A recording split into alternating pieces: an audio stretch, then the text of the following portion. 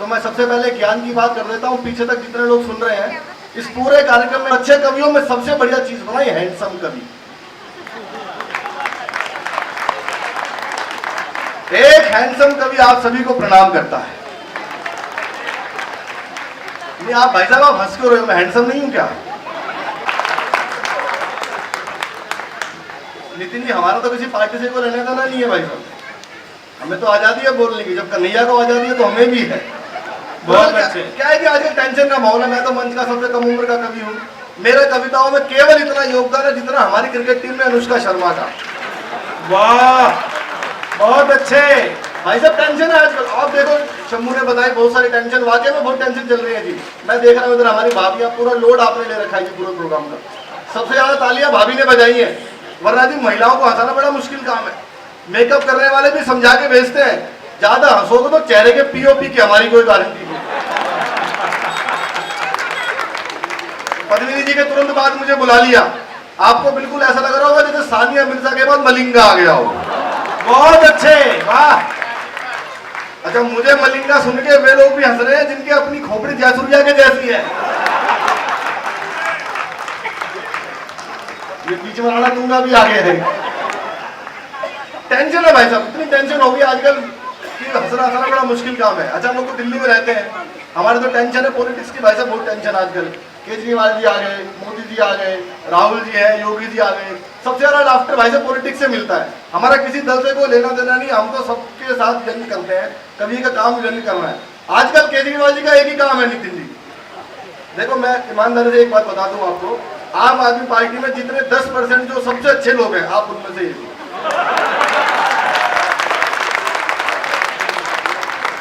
मतलब मैं आपको अच्छा नहीं बता रहा, 90% खराब बता रहा हूं। ये क्या टेंशन है आजकल। केजरीवाल जी का एक काम है, सुबह सुबह उठो, नहा धोकर शीशे के सामने जाकर डेली एक डायलॉग, एक बार दिल्ली पुलिस दे दो ठीक कर दूंगा, एक बार दिल्ली पुलिस मुझे दे दो ठीक कर दूंगा, ठीक कर दूंगा, एक बार दिल्ली पुलिस मुझे दे दो ठीक कर दूंगा। मैंने कहा सर आपके बारे में दिल्ली पुलिस भी यही कह रही है।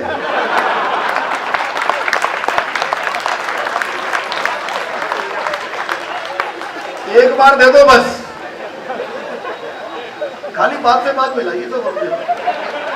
विधायक जी हैं जब भी हंसते हैं मुझे लगता है संकट आने वाला है, दोबारा हंसते लगता है मुझ पे ही आने वाला है, क्योंकि बहुत बढ़िया लोग हैं। आपके भी बताऊंगा,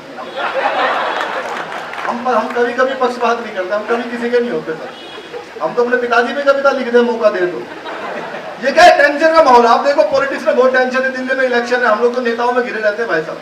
मुझे आने एक बार 4-5 नेता दौरा करने आए हमारे गांव के आसपास, सबकी गाड़ी आपस में टकरा गई सारे चल से। गांव का प्रधान निकल के आया, उसने हिंदू का अंतिम संस्कार किया, मुस्लिम को दफन किया। सुबह पुलिस आई, गांव के प्रधान को बुलाया, बोला तूने सारे नेता निपटा दिए, कोई जिंदा तो नहीं था? गांव का प्रधान बोला जी एक तो बोल भी रहा था वो जिंदा हूं। हमने सोचा झूठ बोल रहा होगा। एक से बढ़ के एक नेता है देश में भाई साहब। एक मैं कुछ बड़े बड़े नेताओं को आपके बीच में उतारूंगा, आपको मजा आ जाए तो मुझे बताना। एक से बढ़ के एक नेता है, लालू जी है बिहार में, शंभू ने बात की लालू जी की। भाई साहब लालू जी बनाना चले गए, अभी मोदी जी के खिलाफ कैंपेन कर रहे हैं, आपको पता होगा। 1 घंटे भाषण दिया उन्होंने, लड़का सामने से उठा, एक लाइन में लालू जी को निपटा दिया। लड़के का जवाब आपको अच्छा लगे तो पीछे तक सबकी तालियां चाहिए। लालू जी जैसी माइक पे आए, नरेंद्र मोदी, नरेंद्र मोदी, हर हर मोदी, तब अच्छा दिन है नरेंद्र मोदी, कब अच्छा दिन आएगा कब? नीचे से लड़का उठा, बोला जी 9वीं फेल आपका लड़का उप मुख्यमंत्री बन गया और कितने अच्छे दिन लोगे।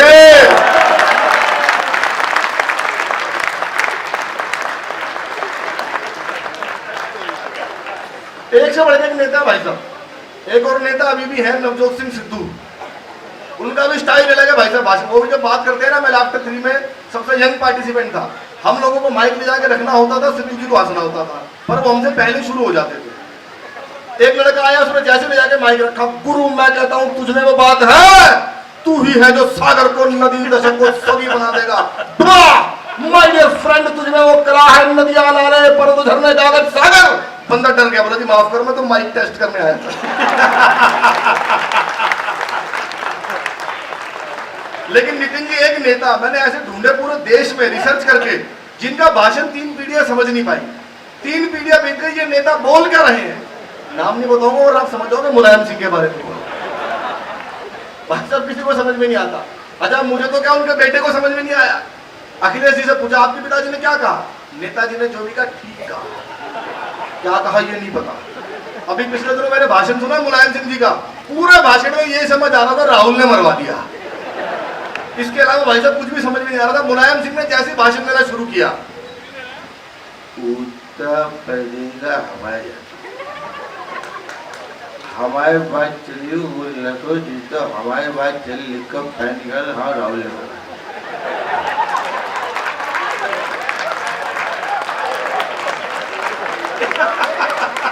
भाई साहब कुछ समझ नहीं आया। थोड़ा टीवी का वॉल्यूम तेज किया, मैंने कहा अब शायद समझ में आ जाए, वो दोबारा शुरू हुए। हमारा उत्तर प्रदेश जितनी बात चली वो लखो भाई की बात और हमारे पैन पर डाल लिख कर जो राहुल ने मरवाया।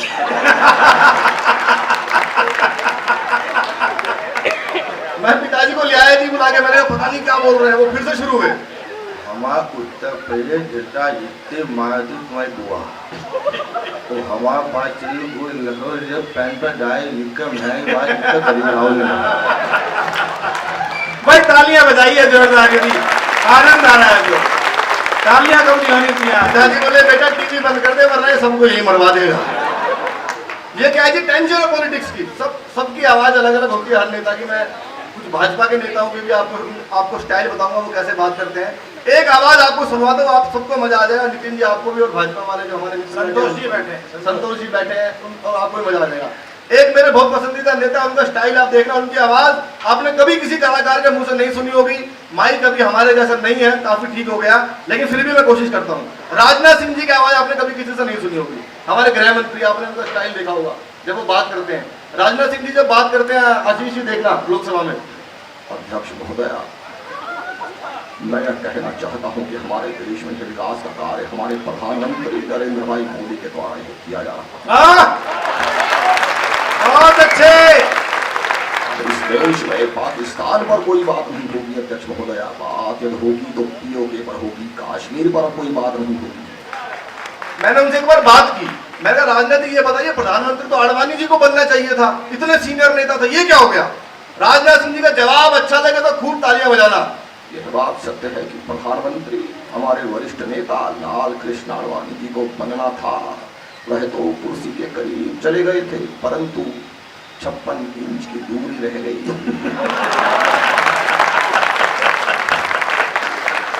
56 इंच की दूरी रह गई।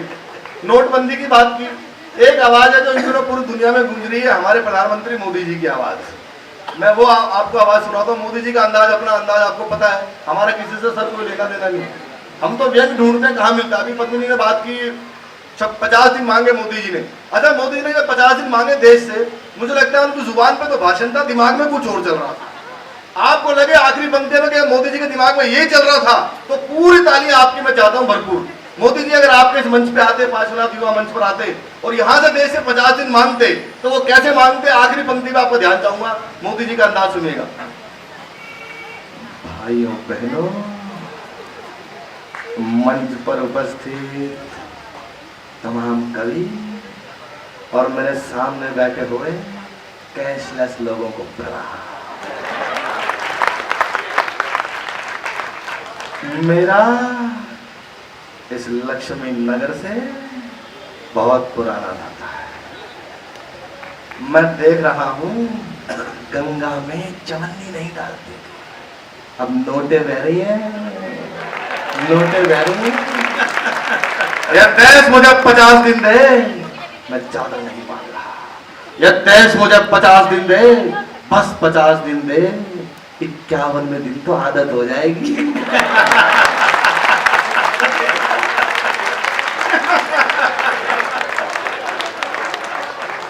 भाई तालियां कम बजाइए आप लोगों ने, जरा एक बार भरपूर बजाने दीपक के लिए। अब दोबारा मोदी जी 50 दिन मांगेंगे तो इतनी भी नहीं बजेगी। बहुत मन से आप सुन रहे हैं, ये अंदाज है, सबका स्टाइल हर नेता का अलग होता है। केजरीवाल जी का अंदाज अपना अलग है। मैंने तो केजरीवाल जी का इंटरव्यू लिया नितिन जी एक दिन, आप बिल्कुल पाठ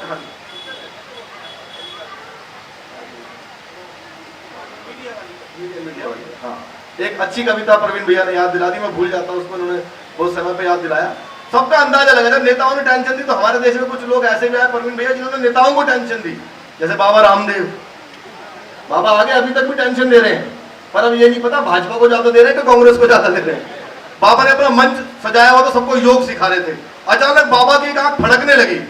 किसी ने कहा बाबा आपके आंख में कुछ प्रॉब्लम है क्या? नीचे बैठ जा, कपालभाति कर रही है। तो अभी उनके बाद एक फोन आया, बोला देश के सारे नेता आएंगे, अपनी अपनी समस्याएं बताएंगे। बाबा ने कहा बुलाओ सारे नेता सामने। बाबा मंच पे, नेताओं ने कहा बाबा हमें भारत से करप्शन खत्म करना है, क्या करें बताओ? कुछ नहीं करना, पहले चटाई बिछाओ। अब अपना पेट धीरे धीरे अंदर करे, इतना भी नहीं कि भीतर की कुंडी बंद हो जाए। अब धीरे धीरे बाहर करे, इतना भी नहीं कि वापस आए तो किडनी भी पहचानने से इनकार करे। तब एक नेता खड़े हुए, बोले बाबा पेट अंदर बाहर करने से करप्शन कैसे खत्म होगा? करता जा, पेट तो कम होगा। बाबा ने अनुलोम विलोम कपालभाति प्राणायाम खूब कराया, इतना अचानक उठे, बाहर निकल के देखो करप्शन बिल्कुल खत्म हो गया। किसी ने कहा बाबा कैसे हो गया? तुम सारे यहाँ बंद हो, फैलाएगा कौन?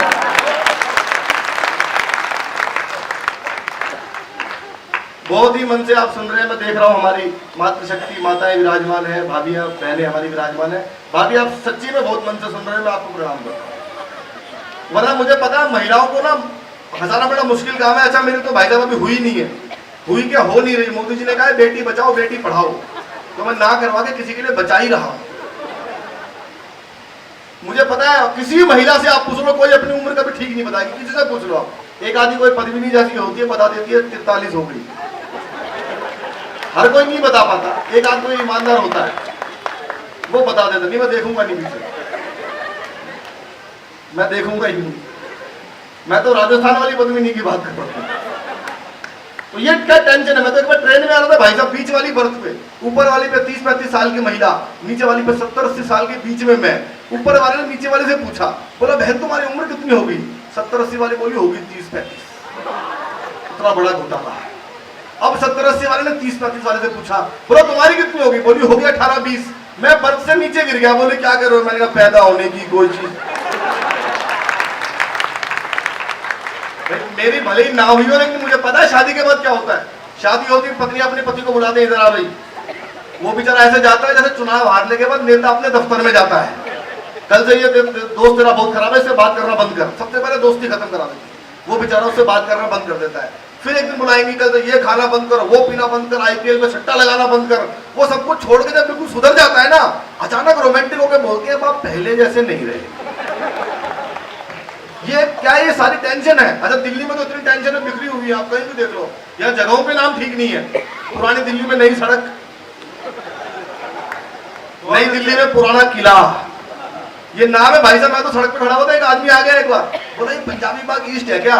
मैंने कहा क्यों? बोला मेरे मोबाइल पे छप रहा है पंजाबी बाग ईस्ट। मैंने कहा GPS का जमाना है, जहाँ खड़ा वही तो छपेगा। बोलो सड़क के उस पार जाऊंगा तो क्या छपेगा? मैंने कहा पंजाबी बाग वेस्ट छपेगा। बोला सड़क के बीच में आऊंगा तो? मैंने कहा जा फिर सुबह अखबार में ही छपेगा। दिल्ली में समस्या बहुत है जी, बिजली के खंभे बहुत हैं। अभी निगम का चुनाव आ रहा है सर, इस पर ध्यान दिया जाए। बिजली के खंभे दिल्ली में वाकई बहुत है। किसी के घर के सामने, दुकान के सामने, दफ्तर के सामने प्रवीण भैया कहीं भी खंभा गाड़ देते हैं। अब हमारे दुकानदार इतना शाणे हो गए, खंभा ढंग से गड़ता नहीं, खंभे पे दुकान का नाम लिख देते हैं, सोनू जनरल स्टोर, यहाँ चाय नमकीन बिस्किट सब मिलता है। अच्छा समस्या तब हुई जब वही खंभा उखाड़ के अगले दिन थाने के सामने लगा, यहाँ चाय नमकीन बिस्किट सब मिलता है। एक आदमी तो बिस्किट का पैकेट लेने भी घुस गया, एक लेने घुसा था 20 दे के छूटा। ये सारी टेंशन है। आपने कवियों को बुलाया, कवि सम्मेलन आप कराते हैं। प्रवीण भैया ने मुझे आदेश दिया कि मैं कविता आपको सुनाता हूँ, समय का ध्यान पूरा रखते हुए एक आखिरी कविता सुनाकर अपना स्थान लेता हूँ, क्योंकि आशीष अनल जी देश के सबसे बड़े इस समय वीर रस कवि, हमको उनको सुनना है, प्रवीण जी को, डॉक्टर प्रवीण शुक्ल जी को सुनना है। एक कविता मैं आपको सुनाता हूँ मीडिया पर। मीडिया पर आपने बहुत कम कविताएं सुनी होंगी, हमारे चैनल के दोस्त भी यहाँ बैठे हैं, उनको भी समर्पित करता हूँ। मीडिया वाले कुछ भी दिखाते हैं, ऐसा लगता है कि 99% चीजों की जरूरत नहीं है, पर वो दिखाते हैं, कुछ भी दिखाते हैं। भाई साहब क्रिकेट मैच चल रहा है, मदन लाल से पूछेंगे हमारी टीम को रन बनाने के लिए क्या करना चाहिए? अच्छा मदन लाल भी सीरियस हो जाता है, कहता है ब्रेक के बाद बताऊंगा। अब वो पूरा देश ऐसे देखता है, पता नहीं क्या बताएगा जो हमें नहीं पता। वो फिर पूछते हैं मदन लाल जी हमारी टीम को रन बनाने के लिए क्या करना चाहिए?